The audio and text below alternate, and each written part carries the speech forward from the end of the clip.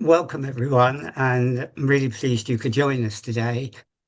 We've got uh, our own members here from Climate Action Forum, the Climate Emergency Network, which exists, has also invited their members, and an organisation called MP Watch, which is a national organisation that lobbies MPs around climate change, has also asked if they could attend, and I think there'll be some of their members as well. So if you're here, welcome as well. What we're going to do today is we're going to talk about food security and climate change. We're also going to talk about working with universities, and we've got a colleague from University College to talk about that. And then we're going to talk about a couple of other things. We've got links with universities. We're going to talk about a citizen science project that we're hoping that we can set up, and then a few other things as well. So it's a fairly heavy agenda. Anyhow, the first item we've got on the agenda is food security and climate change. Now, food security and climate change really has been highlighted for a long time, but today the Climate Change Committee published their report and made it quite clear that in this country we're not very well prepared for climate change. And they stated a number of things, and one was that our 50% of our agricultural land is likely to flood, and that's now, and by 2050, a lot more will as well. And we're not taking the resilience measures that we should. So we wanted to talk about climate change and food security, and partly as well because our local branch, the United Nations Association, has done a fairly detailed and impressive report on food poverty in Enfield. So that will link up with that.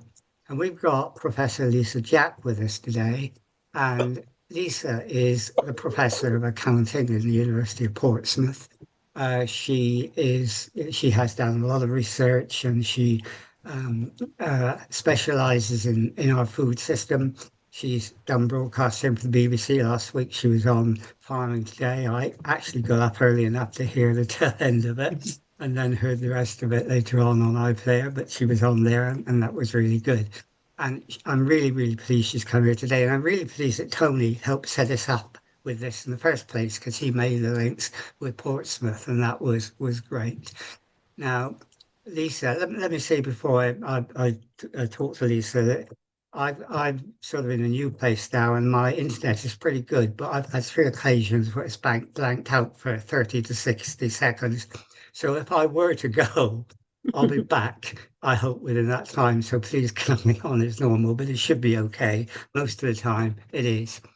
Anyhow, when I spoke to Lisa, she suggested that she would like, rather than do a presentation, for me to ask her some questions. And then after I've done that, to open it up to everyone to ask questions they may have themselves.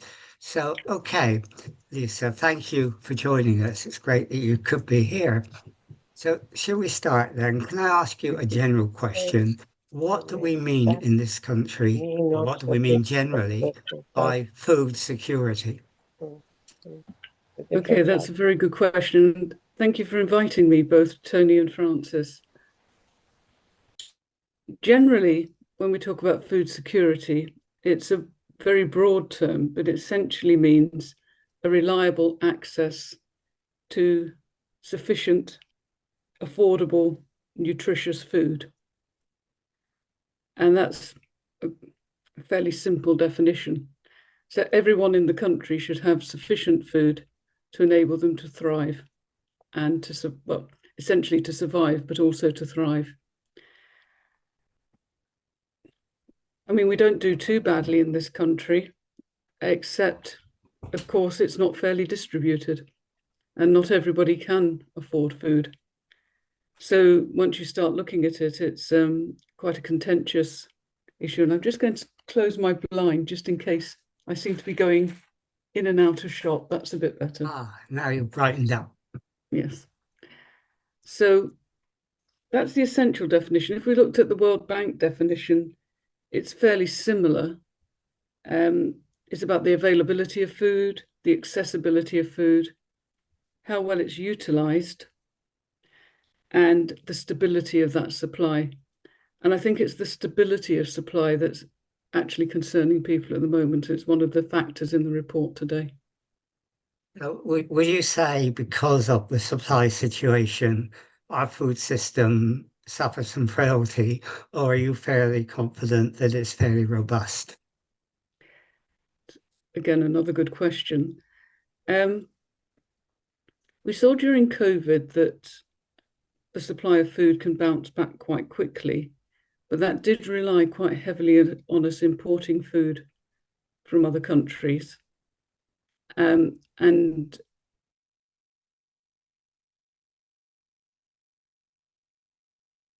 You seem to have muted. I don't know Oh, why. there. Go ahead. Sorry. um, a random Zoom effect. Yeah. We saw during COVID, obviously right at the start, we had problems with availability of food, people hoarding. But the system did, within 2 or 3 weeks, go back to ensuring, well, food on the shelves. But I think that actually hides quite a lot of frailties in the system.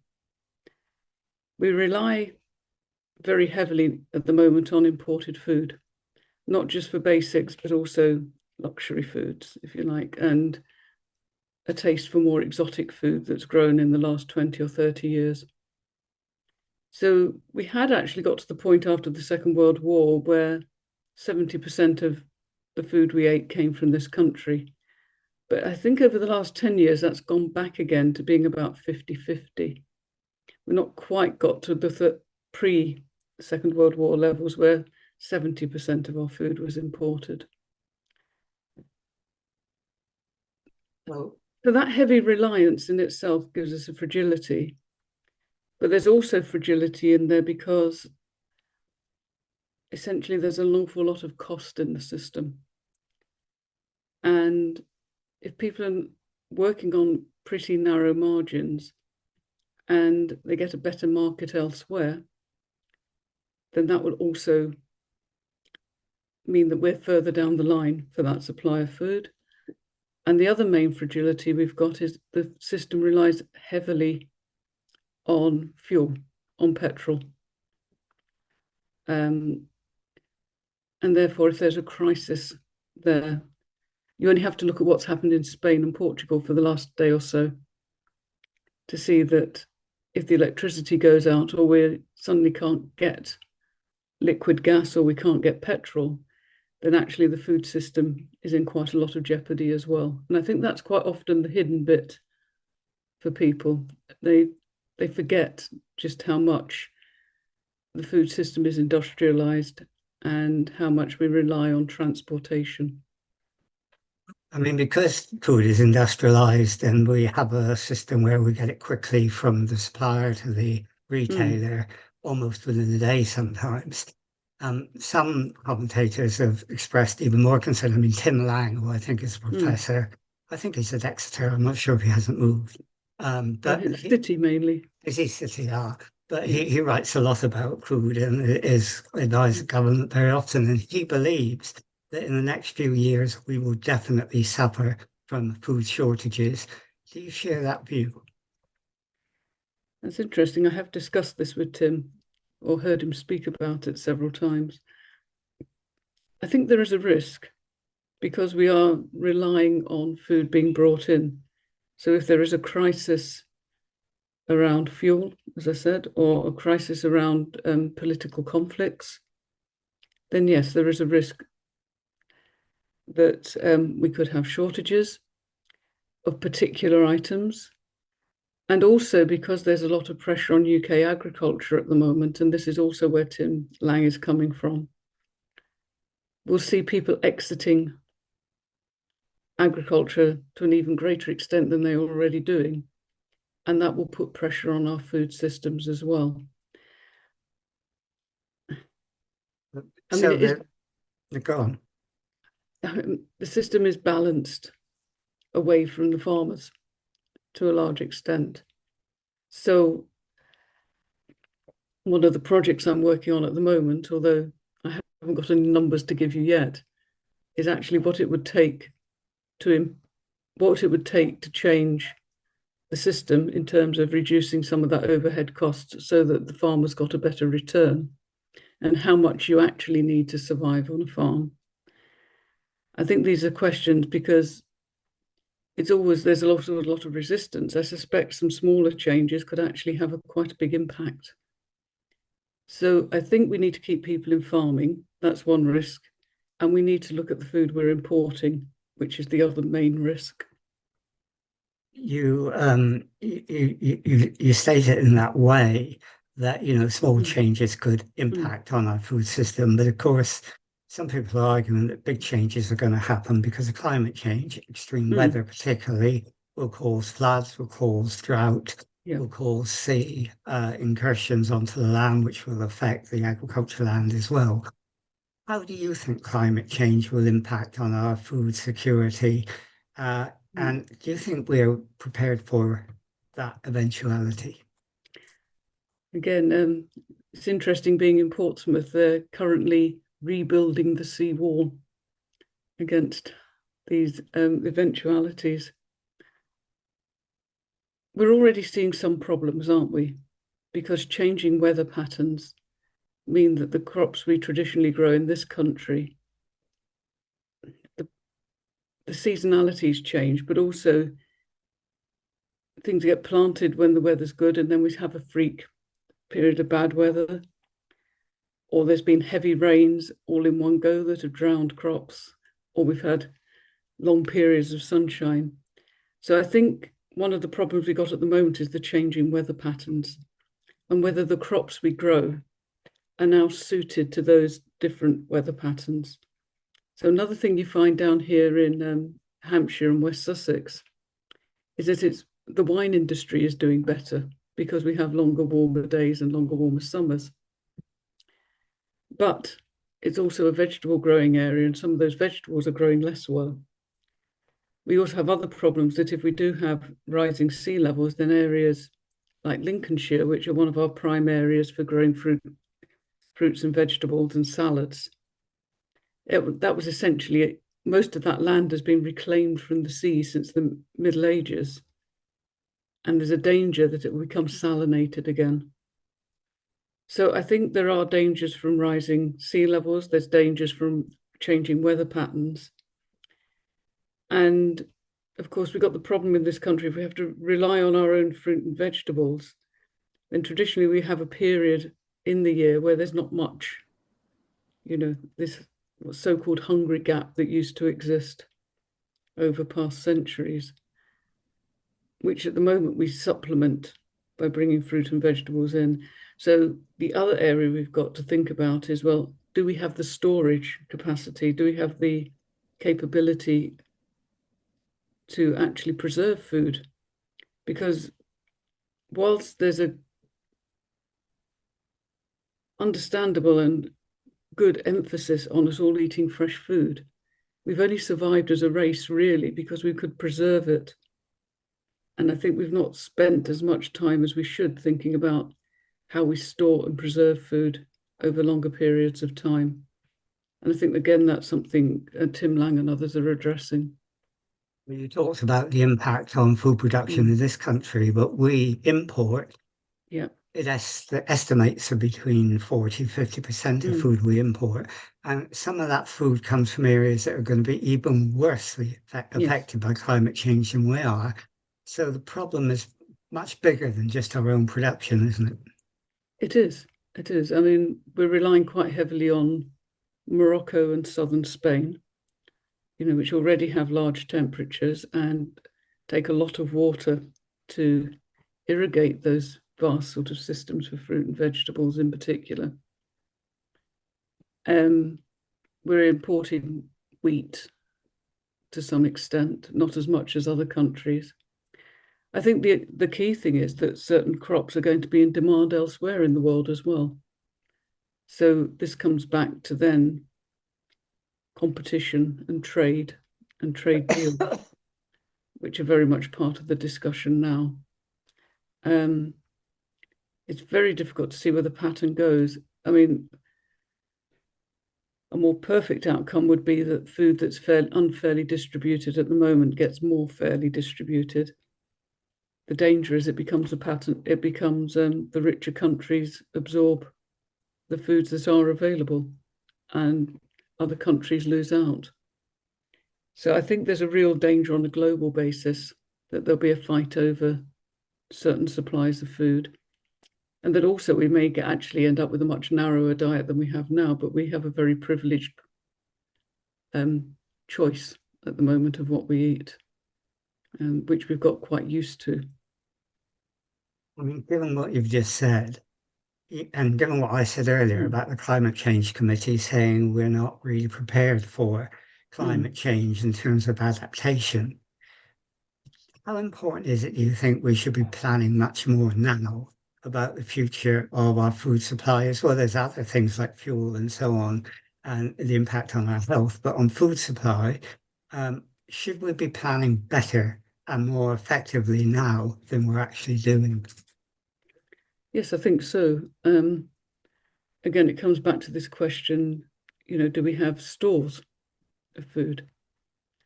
There is, I'm not quite sure ever how accurate this is, but the estimation is we think we've got lots of food in supermarkets and things like that. But in fact, were food to be cut off, that would only feed people for 3-4 days, less than a week. So if we couldn't have that just-in-time supply system, then we've got to have some other form of backup stores. Of course, that needs to be planned because you can't just throw food away when it gets out of date. You have to have some way of circulating that as well. So I think that's one thing we should be planning for. And we should also be concentrating a lot more on food waste and reducing that, because that's some of the, also tied in with the resilience of the country. We could be turning that into a longer storage product, for example, as well as using it to feed people who need to be fed now. I think there does need to be plans. I mean, how just if there was an emergency or a crisis, how are we going to access food and ports? So I think any plans that the government puts in place, any strategy, if the national food strategy is revamped, then we have to think about these things. But at the moment, it's on more on a health-based system. It's on the bit about getting sufficient, affordable and nutritious food. And I think this is probably the problem with the basic definition of food security. I think the World Bank definition that sort of says stability as well, we sometimes miss that out. A lot of our national food strategy is based on that sufficient, affordable, nutritious idea, but we forget about it's got to be stable and long-term as well. I mean, you mentioned, nationally we have to think about this. We're a local Enfield Climate Action Group. How important is it locally to build resilience as well? Alan Heeks, who I think also writes about food, has argued strongly that there should be local resilience forums set up to tackle the food issue. I know there is in other areas like flooding, for example, but with food there isn't. And he argues that local authorities and the community together, the networks and the community should set up local resilience forums to actually prepare for this at a local level. What's your view on that? I haven't had so much to do with that, but it makes sense, doesn't it? Because if logistics break down across the country, you're going to have to be in a position to negotiate or having backup stores. You're going to have a plan of who's going to be fed and how. In the worst crises, you won't necessarily be able to, a central group won't necessarily be able to decide where different supplies are being going. Now, there's a lot of people who have a lot of expertise actually in the commercial world as well. The logistics of food is very tightly run. So I think local plans, yes, but they have to draw on expertise and how you would link in with the existing supply chains, and that expertise, not just from government, but from, well, people occasionally like to knock supermarkets, but they do have a lot of expertise in this area of how to store, move around, and provide food. So I think people should be working together. And some authorities are more ahead on this than others. I mean, there's a lot of discussions in Birmingham, for example, that I'm aware of, where they're already discussing these sorts of ideas. So I think, yes, it is important, but you don't want every local authority, starting from scratch. There should be some discussion between as to what, if you like, the best practice is going to be. But I haven't actually thought through the logistics of it myself. I've just, the principle, I think, is quite right. Yeah, well, I mean, that's something that we may try to think about in the future, because developing that locally, I think, could be important, and maybe that's ways that you and others can help us develop.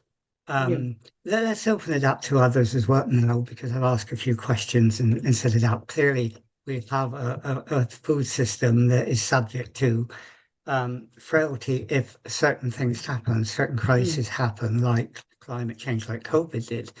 And we need now to think about how we can tackle that. Is there anyone who would like to raise any questions? I think, Tony, were you putting your hand up? Yeah, sorry. I'm asking this because I don't know. So do the food supermarkets, all these people, do they have a special like committee, or do they have something in place in case of an emergency where they can all work together, like to help bring food in or get food circulated around the country to certain areas? There's a surprising number of forum between the main supermarkets. So they're usually in competition, but when it came to something like the COVID crisis, they did work together. So there are forums that take place, and occasionally I'm part of one of them, where they do share the ideas, because it's an idea, there are some things you don't want to be in competition for, and that's how you respond to a crisis. So they're not actually publicized that they take place, but they do have that everybody knows each other in that field. And they do work together through certain groups like the Food and Drink Federation and the other one, British Retail Consortia, and others. But a lot of it's on a more informal basis. If they need to do that work, everybody knows who needs to talk to each other. Yeah. Good to know. Thank you. Thanks. And Anthony, you have your hand up. Yes, on the subject of farm diversification, is that largely driven by the fact that farmers don't get paid enough for what they produce, and it's that something wrong in the system and we should be paying them better?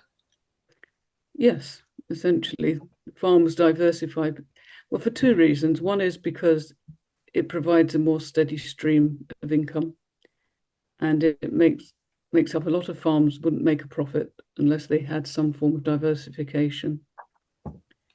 The other is, of course, it is more stable if you have that, because farming is notoriously volatile, and a lot of farms run on having a very good year subsidizes the not so good years that they have. So, which is why a lot of farm accounting, for example, is done on a 3 or 5 year basis. You don't just count profit for a year, you'd look over a longer period of time. Otherwise, it would be, I think it sometimes is quite soul destroying. But should we be paying? Yes, it's how you pay farmers better. Yes, they should be paid a fairer share of the cost of food.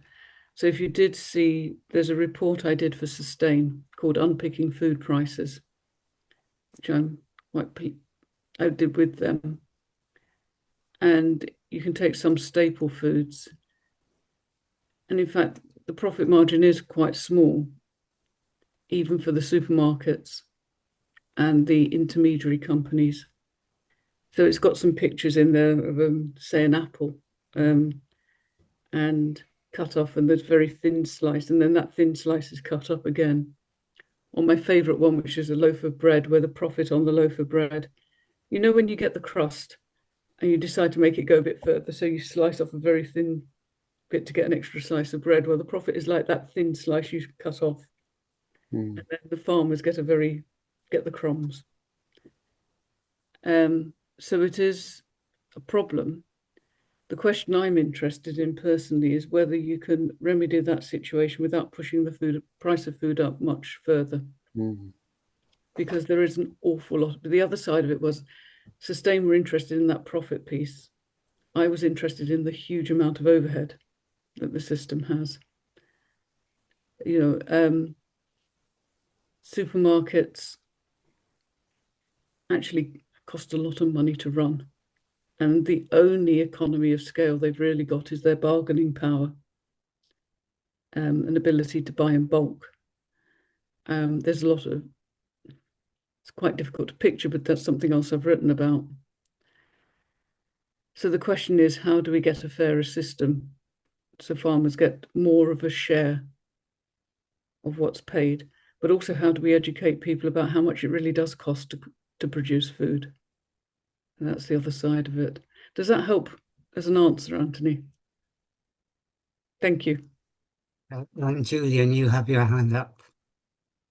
Thank you. Yes, sort of following on from that, really. I mean, I'd like to see a larger proportion of the food we need sort of being able to be produced here. And I think that needs a diversification away from livestock to more arable farming, because you can produce a lot more food that way. And also it's better in lots of other ways, better for climate change and health and lots of things. But I'm worried that the price of there's even lower profit in sort of arable production than there is in livestock production. And I'm just wondering how we, you know, if you've got any thoughts on how, if that's true, and if how we can address that, because that seems to be one of the crux of the matter for me. Okay. Sorry, so was there more profit in livestock than in? Well, yes, I think, you know, arable farmers seem to have even more difficulty making ends meet, probably because of the higher labour involved. I don't know if that's true, and if you can comment on it and how you think we might address that problem. It's quite a complicated picture because it depends on which year it happened. So we've just come through a period where wheat prices were quite high. So arable farmers did quite well and could reinvest back into their farms, but then they came down again in price. So the problem with arable farming is it's characterized by very volatile prices. So some years you do well and some years you don't. Livestock farming is a little steadier, but they don't necessarily get much more of a margin on there.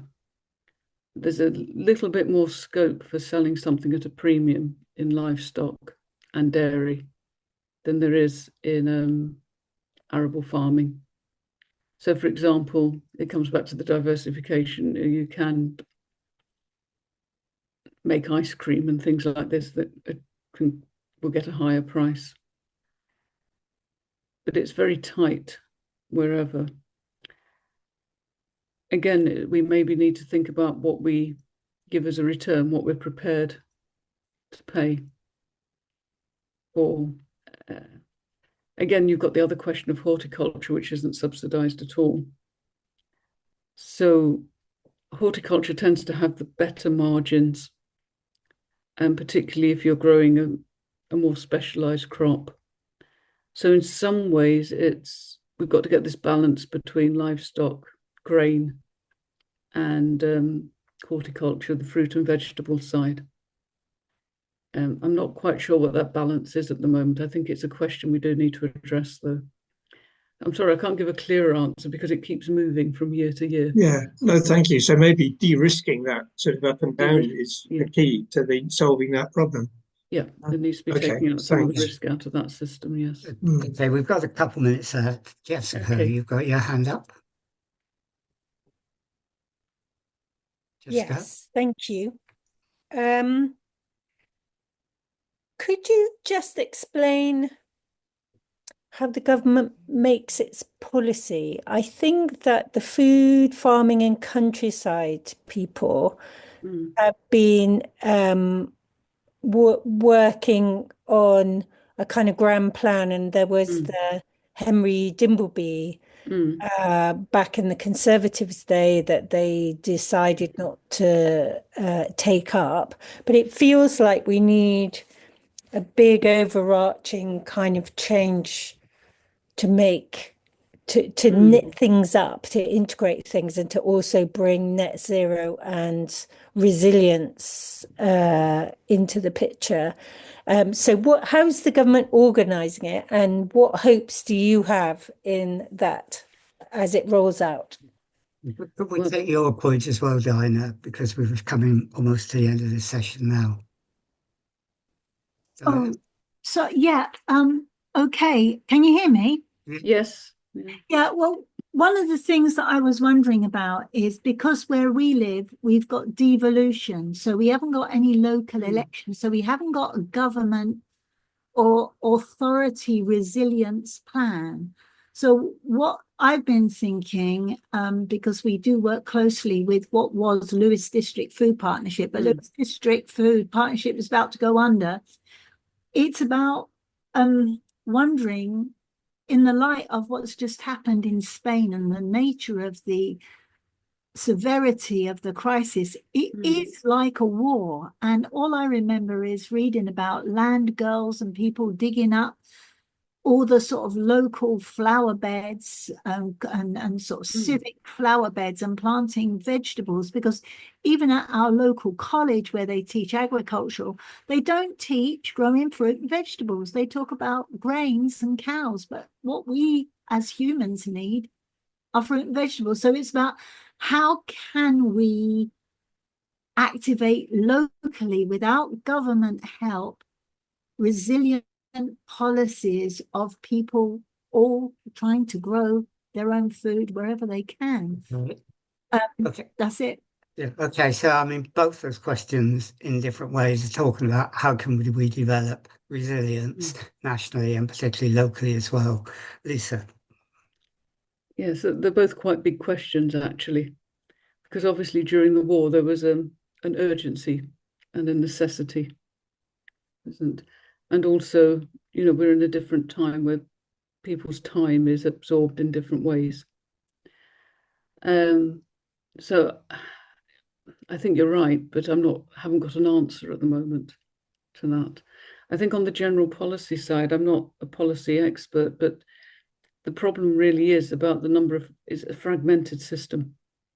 So at the moment, there is a report due out on fairness in food supply chains. There was the National Food Strategy.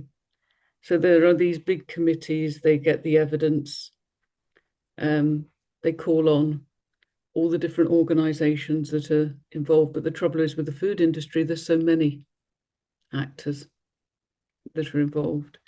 They take the evidence and then the policy tends to be built up, and the danger is it's built up around whatever is the most vocal issue at the time.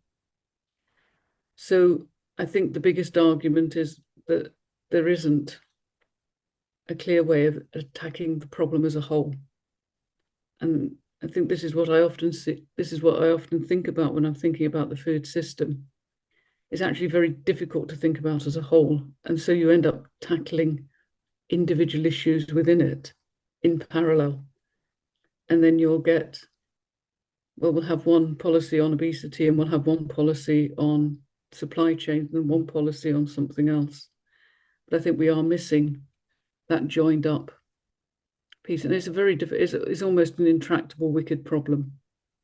What do you tackle it in piecemeal or do you tackle it as a whole? And at what point do you tackle it? I am trying to write out some ideas about that at the moment. As you can imagine, it's actually quite a difficult thing to do. And so, and from my angle, I'm tackling okay, let's tackle it from the money angle. Who's does that follow the money, and see where the problems are as well. That leaves you on a cliff edge to invite me back in a year or two's time and find out what I actually found out digging into that. Okay, well, we might stay on that cliff edge and do that, invite you back. But I mean, I think, that's been very, very useful because it's given us some thoughts about our own local ways of trying to develop resilience. So clearly it's a national problem as well, but maybe things like local resilience forums is something that we could look at. Yeah. And I'm sure Ali Hassami, who was on here today, and he'll be talking in a minute, would be interested in that because of the food poverty and the food security situation in Enfield and how climate change will impact on that. So I hope we can take this further and look at how we can do that. I believe we've got Susanna on here from the Enfield Food Partnerships, who is an Enfield Council, and I think, she will be interested in talking through that as well because she does a lot of work. I have to end this situation here and now go to the next item on the agenda. Sorry, Patricia. I'll try and bring you back in a minute, but I'm trying to keep to a timetable and I'll try and get you back in afterwards. Anyhow, thank you, Lisa, for doing that, and I really appreciate it. It'd be great to keep in contact with you on that. Okay, thank you very much. I may have to dip out of the meeting, but thank you very much for having me. Okay, well, thank you. Okay, well, the other item we said that we would tackle today is to look at our relationship with schools. And we've got here someone from University College London who belongs to their climate change project, Lachlan Attack.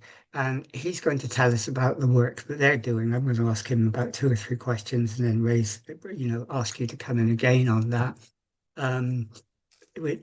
What they do is they are working with schools to try and get schools to write their own climate action plans.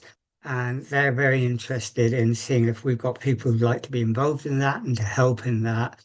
And we've also got with us Karen Gray, who's from Green Schools, and she only found out today, I think, or yesterday, that we were doing this, and she asked if she could come on. And they also work with schools in developing climate action plans. So we're going to talk about that now because there are ways in which we might take that forward. So, Lachlan, would you like to, tell us about what you're doing in terms of working with schools to develop climate action plans? Yes, thanks, Francis. Good evening, everyone. As Francis mentioned, I'm Lachlan. I'm the regional hub manager for the Climate Ambassadors program, based at the UCL Climate Action Unit. And I taught at Edmonton County School for a couple of years, so it's nice to be back in Enfield, even if it's virtually for now. So lovely to see you all. So yeah, I can give a broad introduction to the Climate Ambassadors program. The program is funded by the Department for Education. It's a national program. So there's a regional hub in London, but there's 8 other regional hubs across England, in the East Midlands, in the Southwest, in the Southeast, and so on. So we're in contact with our colleagues across the country as well. And the Climate Ambassadors program, its main purpose is to support schools to create climate action plans. This is one of the requirements set out in the Department for Education's Sustainability and Climate Change Strategy, which they released a couple of years ago, which I'm sure some of you are aware of. And one of the requirements that they set out in that document was that every school in England would have a climate action plan in place by the end of 2025, and that every school in England would have a designated sustainability lead by the end of 2025. So the Climate Ambassadors Programme is funded by the DFE to help to support schools to create their climate action plans and to support designated sustainability leads to do that. So I see some questions coming in. Maybe I'd be happy to get to those as well in a moment. Take Jessica's point. What is a climate action plan, Yes. so that we get that quite clear? Yeah, it's a great question. So a climate action plan, broadly speaking, kind of outside of the Climate Ambassadors program, the climate action plans would exist in all kinds of institutions. For example, I believe the NHS, they also have a similar initiative or requirement where they need to have climate action plans in place. And essentially it lays out how an institution will, or a community will, take actions in response to climate change. So within the Climate Ambassador program specifically, the Department for Education have set out 4 areas of action that they would like every school's climate action plan to focus on.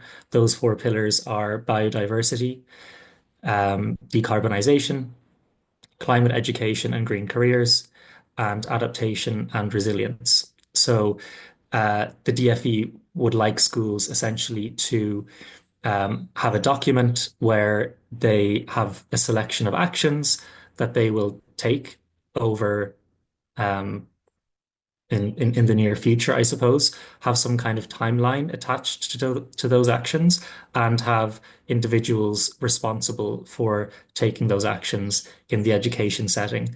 Beyond those parameters, and maybe Karen can also come in on that, but as far as we can see, there's no kind of rigid formulaic outline that the DFE wants schools to have. For example, there's no DFE approved template that they want schools to follow. There's quite a bit of flexibility in terms of the exact format that schools can take to their climate action plans. But of course, there's certain ingredients that all good plans need. So we recommend, for example, that schools have a balance of kind of short-term, quick win actions, maybe things that the school thinks they can implement relatively quickly, but then also looking at kind of medium to longer term, more strategic or structural actions that realistically probably won't be able to be achieved within, certainly not within this academic year, maybe not even the next academic year, but it's important for schools to identify, okay, in 2, 3, 4 years, what would we like our school to be doing in relation to sustainability and climate change? So Jessica, I know that that's quite a broad answer, but that's also just following kind of the DFE's quite broad approach to climate action plans. I think the main thing to think about are those 4 pillars that they've, or those 4 areas that they've made quite clear they want every school to address. Just a final thing to say about the program before, Francis, you might want to come back in with a question, is the specific kind of support that the Climate Ambassadors program offers schools is through volunteer support. So we do meet with sustainability leads in schools to kind of try to provide some direct support as the climate action unit. So I met a couple of schools today, for example, for 20 minutes to kind of hear about their activities and what they'd like to do. We do a bit of that, but really our main focus is connecting schools with volunteers who have a bit more capacity, maybe some specific expertise related to one of those areas that they can support that sustainability lead with, because we're acutely aware that a climate action plan is yet another thing that the DFE is asking schools to do and asking school staff to do on top of their very long list of other priorities they have. So what we don't want this to be is further burdening a staff member who is a classroom teacher, for example. They've been designated the sustainability lead. They don't have any timetable time for it, and they're kind of wondering, they feel quite isolated. So we're trying to support those individuals in the school to connect with other members of their school community, but also through connecting with external volunteers. So one of the things that we really encourage, which we might come on to shortly, is we really encourage individuals who have a pre-existing connection to a school, for example, a parent or maybe a school governor. We encourage them to become a climate ambassador. And if they're interested in that role, then we can connect them with free training, various resources, and a climate ambassador network to kind of provide some structure to that, and also ensure all of the necessary DPS checks are completed. I'll come in there because you've already got one volunteer who's put in chat that they'd like to be an ambassador. Brilliant. And you basically would like to ask other people here as well if they'd be interested in being an ambassador, wouldn't you? if you are interested in being an ambassador, please put that in the chat and then we'll follow that up with you. And hopefully then we can get a few people to start things going in Enfield. Let's see if anybody else has questions they'd like to ask. Is there anyone else who would like to ask any questions on this? Dinah, you've got your hand up again, or is that an old hand? I can't put it down. Oh, well, I'm going to be talking to you all the time saying, what do you want to ask? I Yeah. do have a question. Go on, then. Have a question. It's,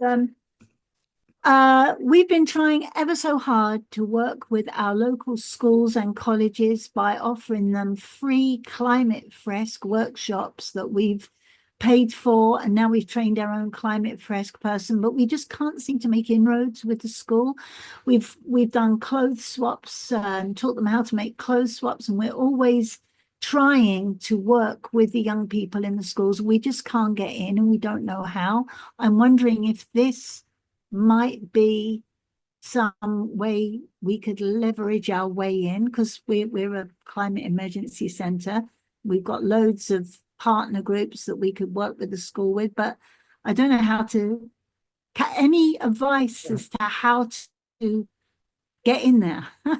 Okay, Lachlan, could you be Dinah's Trojan horse? Potentially, and that's something we could definitely have a follow-up conversation about. I think we also struggle to make inroads to schools because even if you have a free offer of support, again, time is of the essence at the best of times in schools. So understandably, a lot of the time there just isn't capacity within the school, even if ultimately the support will help the school with capacity. A couple of things that we've been doing with the program that have been more successful are we're trying to work as much as possible with pre-existing networks of support. So, for example, that can be via council. So, for example, in Hackney Council, we spoke with the climate education officer there to see if they already had pre-existing relationships with any schools. They did, especially with primary school federations. And I'll pop a link to our webpage where there is a case study about that. I can put that in the chat in a moment. So we really tried to work with councils, kind of respecting the pre-existing networks that exist.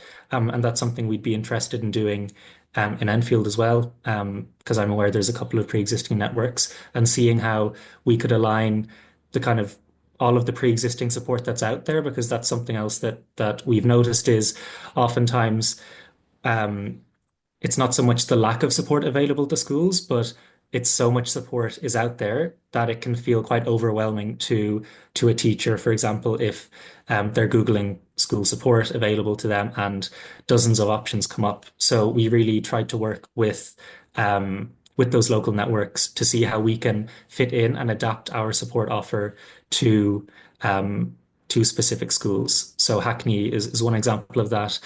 Greenwich is another example where through collaborating with the council, we spoke at a school business managers conference about the programme. And we have about 10 schools in Greenwich that we're supporting. In Newham, again, through working with the council and kind of listening to what they were already doing, we knew that they had a company who had recently done energy audits, I think for about 30 or 40 maintained schools in the borough. And so we're now kind of working with that company to see how we can, in a way, offer a two birds with one stone approach, where if the schools have all of this information from the audit, how they can just use that to inform their climate action plan, rather than saying, you just done this audit, now you need to create this whole new document from scratch. I think a phrase that I repeat to schools maybe the most is that they're doing the hard work already. Most times they're already doing something. And it's really about making clear that they just need to capture that information on their plan and make sure they have a robust review process in place, that they're getting senior leadership on board, etc., rather than just getting them to do lots of things. Look, we've got a couple other points, so let's get in because we've got time scale on this. Sure. You're on, Karen, as well, and you're from Green Schools, and you were very interested in meeting Lachlan, and he was interested in meeting you because I'd heard him that you were coming on.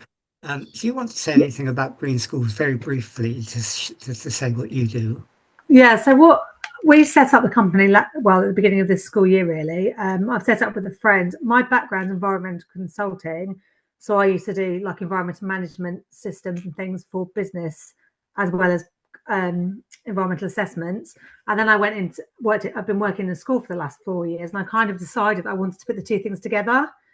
So when I saw about these climate action plans, I was like, because I'm in a school, I know full well there's absolutely no time for teachers to take on board and do it.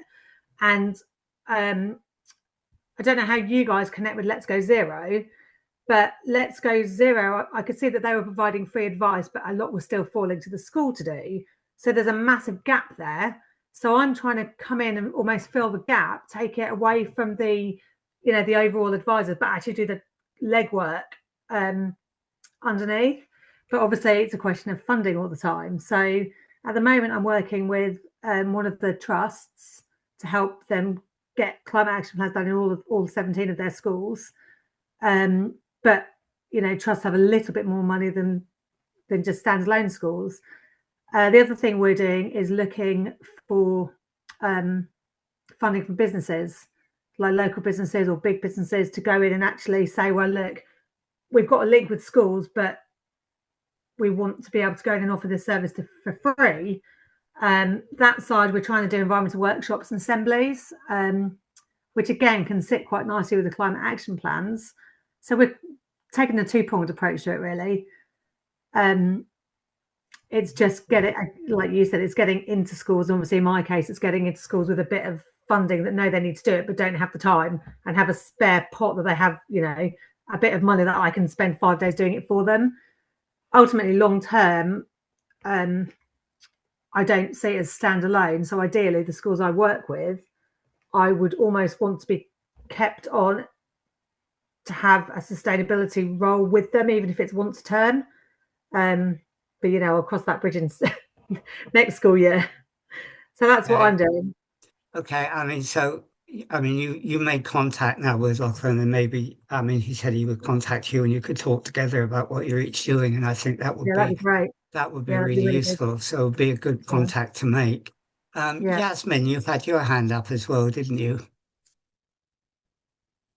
Yasmin? You're on mute, Yasmin. You need to unmute.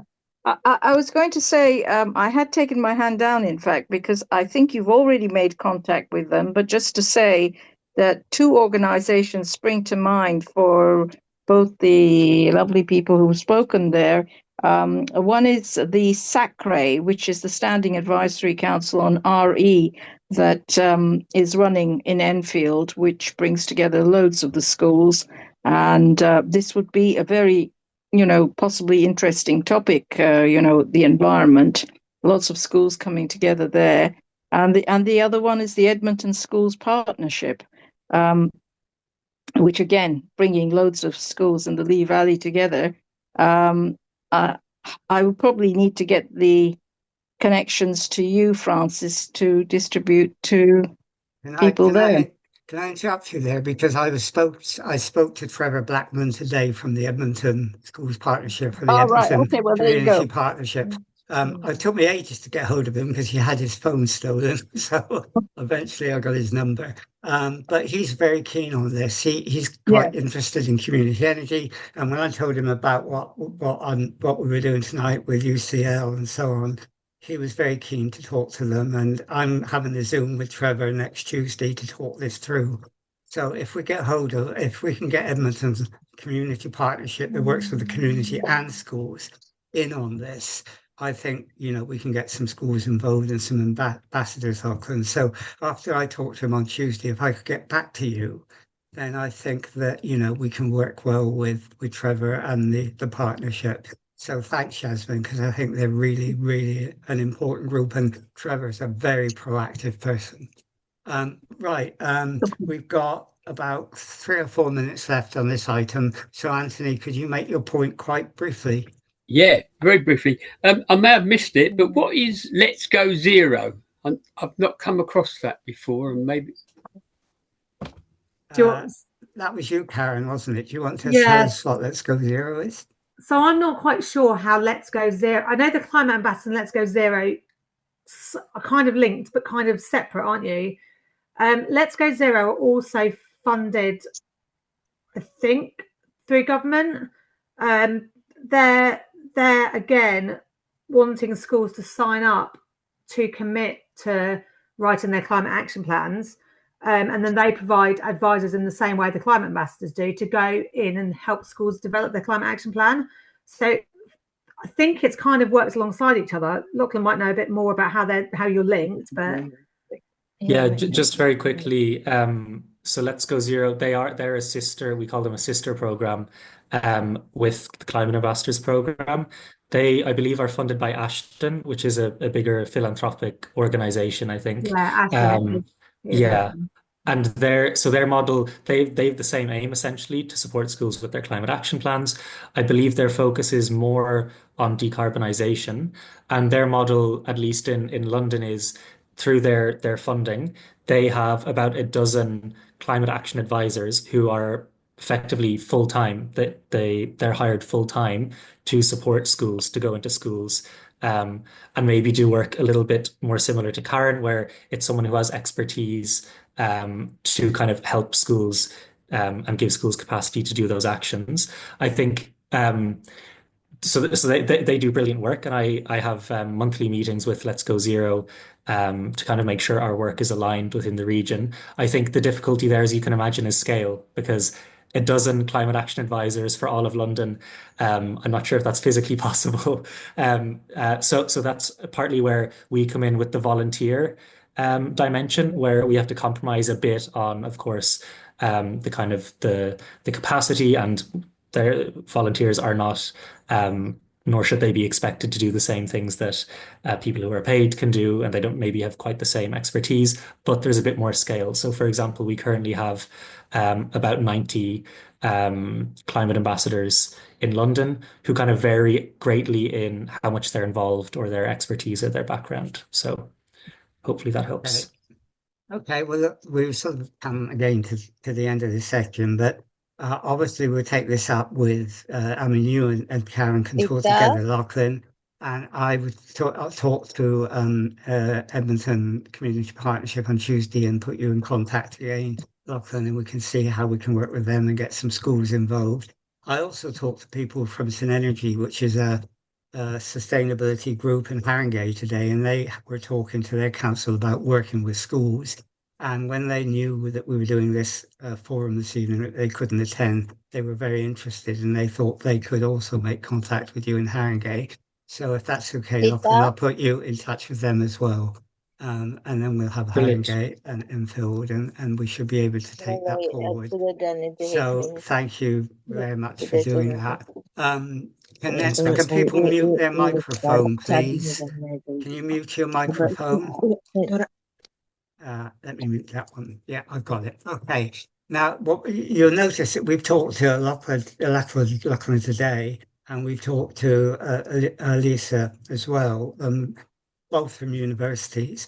And we've been thinking for a long time about linking up with universities, because it's really important, because many universities now have outreach schemes to work with the community. And so it's a great thing to do. And I know Ali Hassami, I think you are here somewhere, is very keen as well with linking up with universities. Do you want to say briefly why you think that's important if you're there? I hope you are. Can you hear me, Francis? We can. All right, thank you. I'm afraid I'm mobile, so I apologize. I think the most relevant aspects of liaison with universities and the projects we've heard about tonight is possibly run coordinator action in terms of raising the literacy level in the borough in the context of climate understanding, and basically being in a position to make better judgment of facts and figures presented to the individual citizens. Of course, this goes into multiple levels and degrees of sophistication. So this needs to be aimed at possibly average citizen, rather than I'm a climate ambassador on a simulation model developed at MIT, so it can be quite sophisticated in terms of levels of competency and levels of literacy. But one ambition that we've been contemplating is to have an educational collaborative effort where we can roll out a kind of voluntary, of course, nevertheless collaborative training program to enhance the average literacy for those who are interested in understanding climate issues, its urgency, and hopefully even one step further than just pure knowledge and understanding, but being able to embark on some form of mitigation and adaptation stroke sort of action that could be smart and beneficial. So that's the overall package that we've been contemplating, and I would definitely follow up through Francis, see whether there is any bandwidth that you folk have to collaborate with us, with EnCaf, to enable us and empower us to embark on enhancing the climate literacy, which was one component of the DFE's action plan for schools. I believe we probably need a similar action plan for the local community.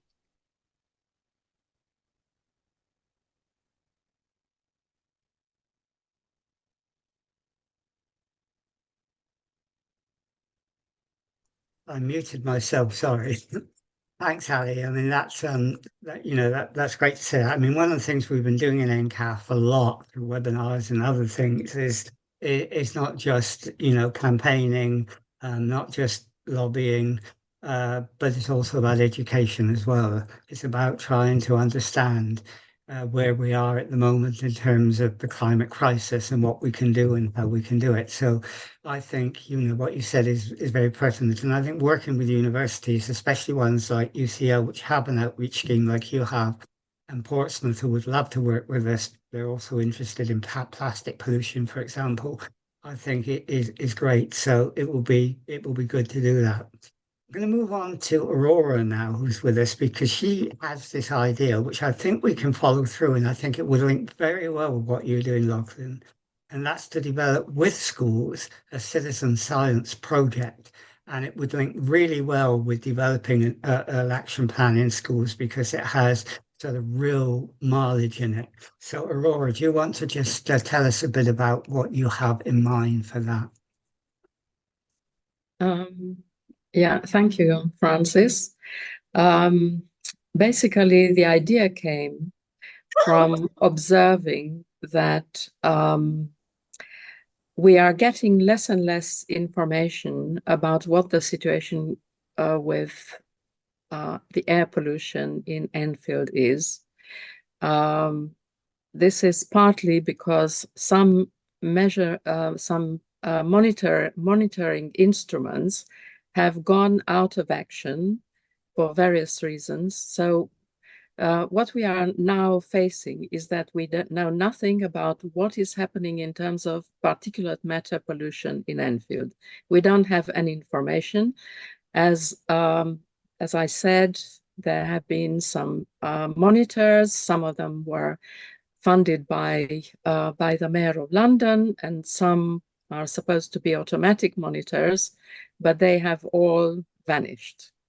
I don't know exactly the reason. So at the moment, we only know about nitrogen dioxide data. We only get that. And as we know, PM 2.5 is particulate matter, which is a fine particulate matter.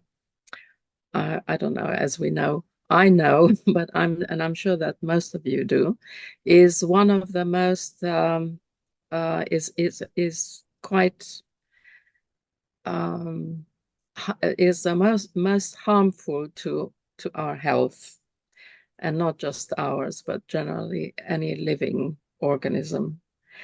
And so this combines with the fact that there are now quite reliable devices, sensors that could give us good information and about particulate matter and fine particulate matter specifically. And we can use such devices in order to measure what's happening in various parts of Enfield. They don't cost very much, and we hope that we'll be able to obtain, in cooperation with another organization, Francis, hopefully, we'll be able to have a number of them, something between 3 and 6, and to invite perhaps a number of schools to participate in this and to do measurements at different times, depending on, in the morning, in the afternoon, and learn more about particulate, especially around schools. So that's very, very important. In playgrounds, it can be also measured inside the schools or outside, and that will help us to get a better understanding, but also will help children in schools to understand more about air pollution. And I'm quite sure that to influence parents is the best way, talking to children, and children will pass it on in very effective ways to parents, as I'm sure you probably know. Okay, so that's all I wanted to say. If there are any questions. Can I say that? I mean, I think if we can do this as a citizen science project, it would be really great. Lachlan, how would that fit in with the development of climate action plan? Because you're actually getting students to do something apart from writing an action plan. If they're measuring something and then we get the data, is that something you would find particularly useful? Yeah, absolutely. I think that is fully compatible with a climate action plan. I suppose one thing, and that's something that we see schools have a lot of success with, is engaging young people in the process. So as opposed to it just being something that involves the staff members, getting students involved in coming up with ideas for actions that should be on the plan, and then implementing those actions. That could definitely align with the climate action plan. One thing I would wonder is, because each climate action plan needs to be school specific, if that makes sense. So it refers just to what the school is doing. I wonder how that would work. Would it be that the school looks at there's a certain kind of radius around the school site that they would monitor? Maybe something to do with that, to do with the air quality there. I know there's some initiatives, for example, where schools can get funding for planting trees on their site. So maybe it could lead to that, a follow-up action. They're just some initial thoughts. Yes, definitely. Definitely measure. I think it's very important because different areas have different issues of air pollution. So if they are nearer to a major road, or if they are nearer to a park, they will get different measurements. So, or if they measure at the entrance of the school, where probably it's by a road, depending on how busy that road is. We know that some roads can be busier. Roads near schools can be very busy in the morning and in the afternoon, when a lot of parents prefer to pick up children in cars. And so all these things will be very individual to the school. And yeah, that's definitely would be sitting well with the plan, with your plan. And I think the measurements should be at the entrance of the school and also in the playground, or where children go outside in, if there's a playing field or whatever, where they go outside. Anybody else want Does anyone else want to say anything about this? Dinah, your hand's up again physically, but you're mute. Do all universities have these outreach programs? We're near the University of Sussex and Brighton.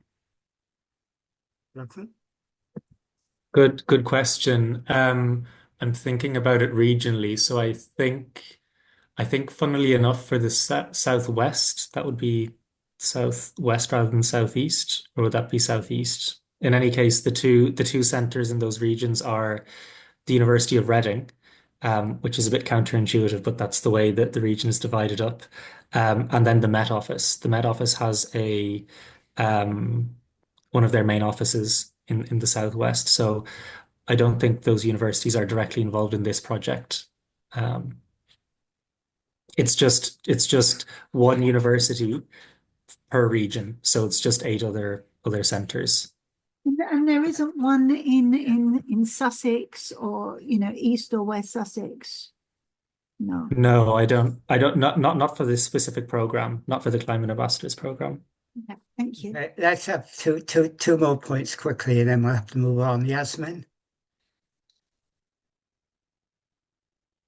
Very quickly, there were 4 air quality monitoring stations before, and I just checked the figures on Enfield, and the level, the air quality is indeed poor, as Aurora says, particularly along main roads, and apparently now AccuWeather is doing the monitoring, whereas before they had 4 dedicated, and one of those monitoring stations was in Aurora's ward, Bowes.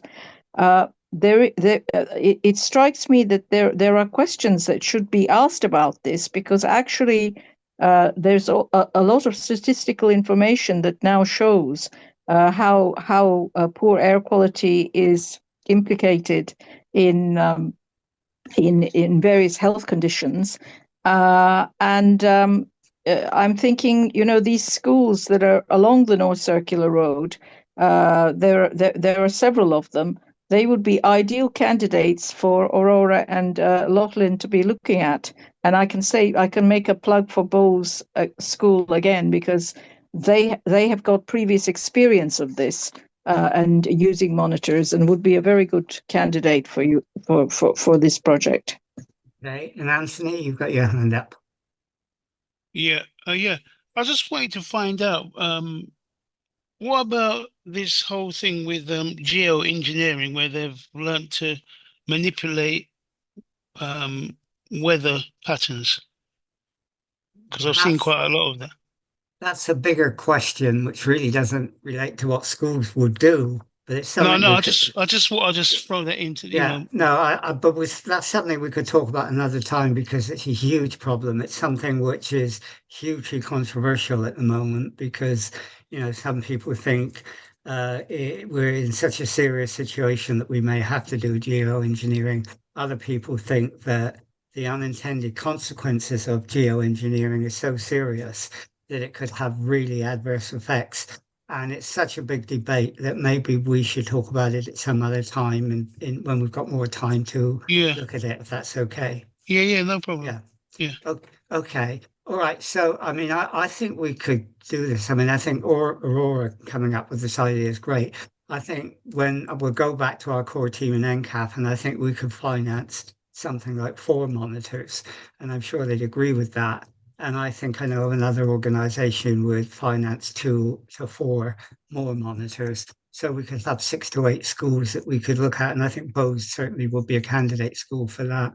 And again, Edmonton Community Partnership and Trevor Blackman is interested in this as well, because he thinks that links in with the Climate Action Plan and the work with schools. So I think he would help us find schools. So Aurora, thank you for, pursuing on that. You've been very persistent, very determined on air pollution. And sometimes we're a group, sometimes working alone. But I think this idea could work really, really well if we can make it move along. So, we could talk about that again when I talk to Trevor, and then we get together again, Lachlan, and see if we've got ambassadors and see if how we can move on that. Okay, two other points.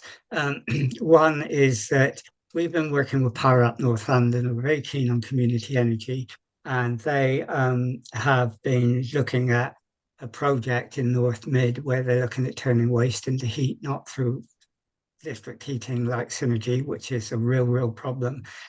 But they've got an open day that Power Up North London, and we've been involved in. Haringey has been involved in setting up on May the 19th at around about 2 o'clock to get some consultation around that. And what I'm hoping is that from that we can look at how we can develop some community energy projects in Enfield, because we're way behind some other boroughs, way behind Haringey, for example.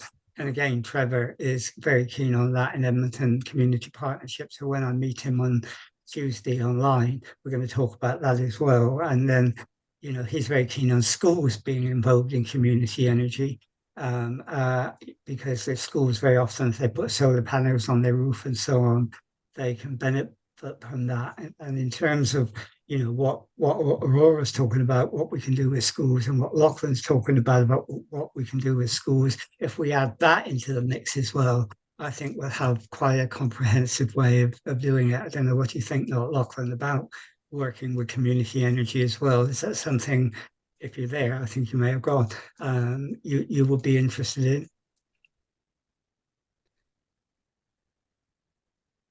No, still here, Francis. Yeah, absolutely. I think, as I said earlier, what we're interested in when we're engaging in a new borough is getting a sense of what's happening already and where the momentum is, and then we can see where we can kind of plug our capacity in. So yeah, I think we'd be interested in that conversation. I suppose, yeah, I think the strength of the Climate Ambassadors program is kind of the volunteering, or the interface between schools, and then connecting them with external support. So I can obviously support directly to a certain extent, but my capacity is limited, because then I have to work with other boroughs as well. But I'd be really interested in that conversation. You live locally, by the way, Lachlan. I don't, not to Enfield. Oh, you don't? I live in Islington. Yeah. Oh, okay. All right. No, so okay. So I mean, if we can do something around community energy, that would be good as well.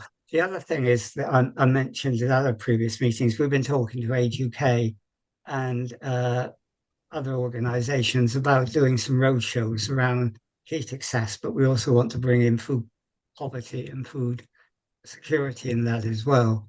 And we're now beginning to really talk to Age UK, and we've got several locations set up.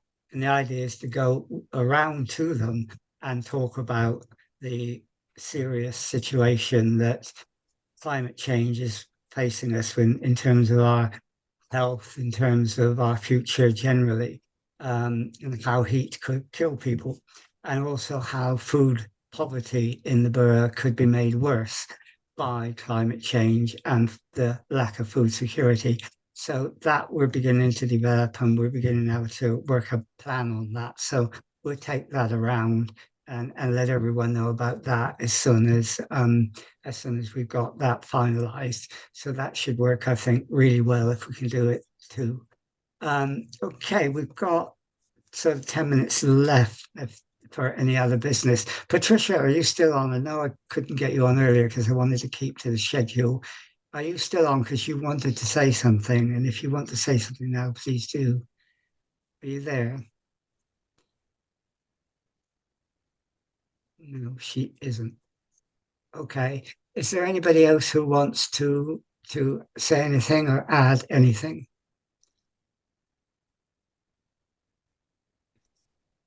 Any other business of any kind? No? Okay, well, I think we've done quite a lot today. I think doing something on food security has been good. And I think working with Ali and the work they've done on food poverty, and perhaps having road shows, we can take that further. Hey, can I just say one thing? I think so. Yeah. Where I live, we've got this devolution thing, and we're not allowed to have our elections where we were going to get the Tories out and we were going to try and get some real action on the climate.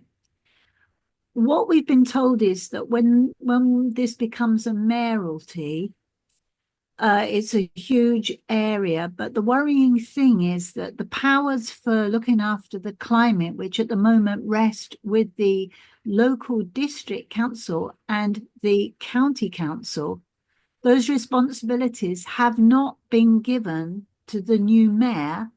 So nobody knows who's going to have responsibility for climate. The language is very, very misleading and indirect. It doesn't talk about duty or responsibility. This will be true nationally. Yeah. So what it means is no one is going to know who's got responsibility for the environment. So I just wanted to flag that up. Thanks. Spread it. I mean, that's interesting because obviously we're in London and we've got a different local government set up. But I mean, that's interesting to know that there's that confusion there. Julian, you've got your hand up. Yes, hello. So two things. Is it a habit for these talks to take around 90 minutes? It's usually 90 minutes, yeah. Okay, I didn't know. And the other thing, what does anybody suggest as the next step, as the following step after this talk? Has anyone got an idea that they would like to pursue, and we'll try to follow it up? We usually talk about it in our core group, but I mean, we do ask people at the end of this meeting if they have any ideas that they like to follow up on. Is there anyone who would like to raise anything?